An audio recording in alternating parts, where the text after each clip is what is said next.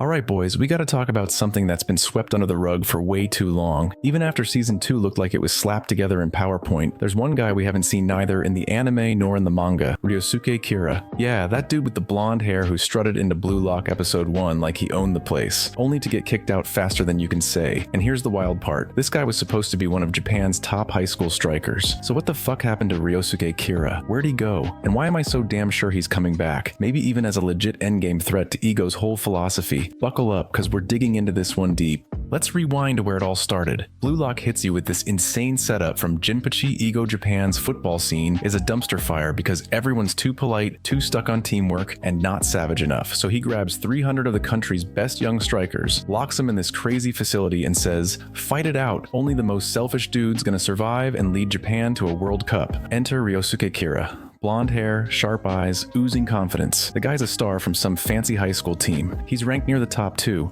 not some random scrub you'd expect to flop. But then the first challenge drops. That tag game in the round room. Kira's up against Yoichi Isagi, the dude who ends up stealing the spotlight. And in one cold-blooded move, Isagi picks Kira as the weakest link to save his own skin. Kira's out, done, gone before the opening credits even sink in. It's brutal, and if you're like me, it stuck with you way longer than it should have, because he seemed like an interesting character. But here's why it stings so bad. Ryosuke Kira wasn't just some nobody. He had the skills, the stats, the whole package. We're talking a guy who probably dominated every game he played before Blue Lock. So why'd he crash so hard, so fast? Some dudes say he froze up, couldn't handle the heat. Others figure he didn't vibe with Ego's lone wolf's obsession. Maybe he was too much of a team player for a place that rewards backstabbing. And yeah, that tag game screwed him once Isagi made his move, but still, Kira didn't even get a real chance to show what he could do. Compare that to freaks like Baru or Nagi, who got time to unleash their wild talents later on. But this guy, he's out of there before we even see him shoot. Something's off. Now here's where I'm going with this. And stick with me, because it's about to get real. I'm not just wondering if Ryosuke Kira is coming back. I'm straight up convinced he is. Look at him. That design? Blonde hair, sharp smirk, slick uniform. That's not the look of a throwaway character.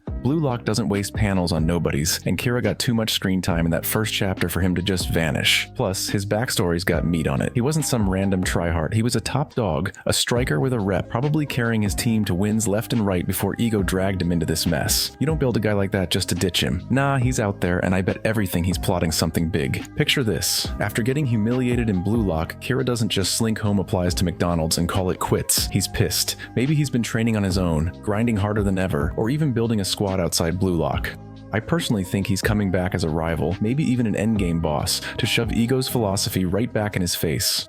Think about it, the Neo-Egoist League is shaking things up with international players, pushing Isagi and the others to their limits. What if Kira rolls in with a totally different vibe? Not every man for himself, but a real team can smash these egoists. He could be the guy who proves you don't need to be a selfish jerk to dominate, that a striker who lifts his squad can outshine Ego's whole system. Why am I so locked in on this? Because it fits Blue Lock too well. The manga's all about clashing ideas. Isagi's not some pure egoist. He's figuring out how to mix his own hunger with reading the field, playing off others like Bachira or Chigiri. Kira coming back with a teamwork angle would hit that tension hard, and his design screams future threat. Compare him to someone like Igarashi, who's clearly just comic relief with his goofy ass head and whining. Kira's got gravitas, he's got a story, he's not some background dude with 2 lines. He was built to matter, and that early exit, it's too loud, too memorable. They didn't spotlight him like that just to let him fade. And I know, there's another angle here. What if Ryosuke Kira was just a sacrificial lamb? Maybe Blue Lock brought him in, gave him that slick design and high school star cred, just to dunk on the power of friendship nonsense. You know the trope, teamwork saves the day, everyone holds hands, blah blah blah. Blue Lock hates that stuff. Ego's whole deal is torching that idea, saying it's why Japan's soccer sucks. So maybe Kira was there to get wrecked on purpose. A big, shiny example of team players don't survive here. Kick him out early, show the audience this ain't that kind of story, and move on. It's cold, but it tracks. His confidence, his skills, all that could have been bait to make his fall hit harder, proving Ego's point before the real game even starts. Still, I'm not buying that fully.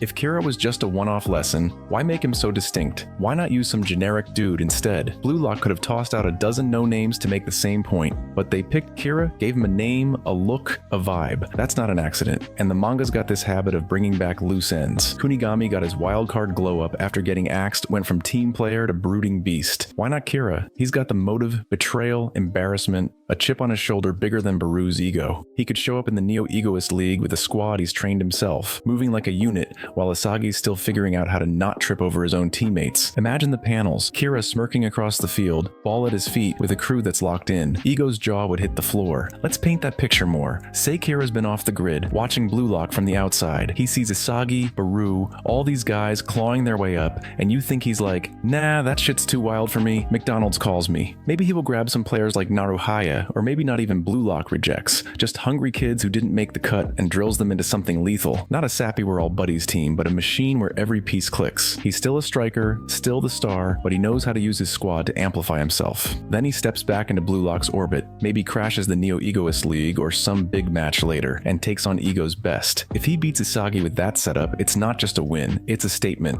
Your system's flawed and I'm the proof. I mean, he would probably never win against Isagi, but who knows? That's the kind of twist Blue Lock lives for. The manga's always testing Ego's ideas, pushing them, bending them, seeing where they break. Isagi's growth isn't about going full selfish. It's about finding his edge while still syncing with others. Kira rolling in with a teamwork counterpunch would force that question wide open, and fans would eat it up. A redemption arc like that, first guy out to final threat, is the stuff that gets people screaming in the comments. Plus, it'd look insane on the page. Kira's blonde hair catching the light, his squad fanned out behind him, Isagi sweating on the other side. Tell me that wouldn't slap. Sure, there's a chance I'm wrong. Maybe Kira's gone for good, went home, ate some instant noodles, and went for McDonald's or some Walmart type action. Blue Lock doesn't exactly hand out participation trophies. Tons of players get cut and never pop back up. And the story's so focused on Isagi and the big names that dragging Kira back might feel random. If he was such a team guy, why didn't he shine more in that tag game? Maybe he didn't have the killer instinct to hang, but I don't think so. His exit was too big, his design too sharp, his vibe too strong. Blue Lock doesn't waste that kind of setup. He's out there grinding, and when he shows up, it's gonna flip everything.